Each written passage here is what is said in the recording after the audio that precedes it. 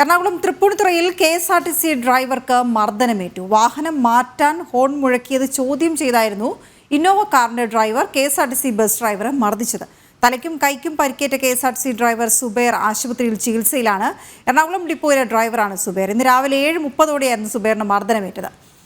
Tripunithura police അന്വേഷണം ആരംഭിച്ചു.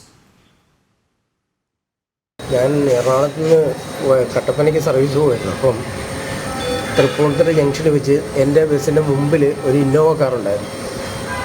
അവർ ആ തൃപ്പൂണിത്തുറ ജംഗ്ഷനിൽ നിർത്തിയപ്പോൾ ഞാൻ ഓൺ അടിച്ചിട്ട് അപ്പോൾ അവർ ഫ്രണ്ടിലേക്ക് കൈകൊണ്ട് കാണിച്ചു. എന്നെ എന്തിനാ ഓൺ അടിക്കണമെന്നുള്ള രീതിയിൽ മറ്റേ കൈകൊണ്ട് ഡോറ് ഗ്ലാസ് താത്തിയിട്ട് കൈകൊണ്ട് കാണിച്ചു. അപ്പോൾ അവർ മുമ്പോട്ട് പോയപ്പോൾ ബസ് സ്റ്റോപ്പിൽ ഞാൻ വണ്ടി നിർത്തി ആളെ കയറ്റി കുറച്ച് മുമ്പോട്ട് ചെന്ന് കഴിഞ്ഞപ്പോൾ ഇവൻ ഫ്രണ്ടിൽ വണ്ടി നിർത്തിയിട്ട് ഡോറ് തുറന്ന് ഇറങ്ങി വന്ന് ഡ്രൈവർ സൈഡിലെ ഡോറും തുറന്ന് എൻ്റെ കൈകൊടിയിട്ടും കൈക്കിട്ടും അടിച്ചു. കൈക്ക് പരിക്കുണ്ട്.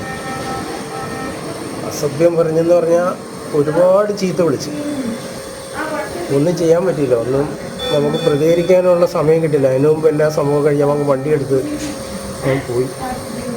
ഇതാ ഉണ്ടായി. ഇപ്പോൾ തൃപ്പൂണിത്തുറ ആശുപത്രിയിൽ അഡ്മിറ്റാണ്.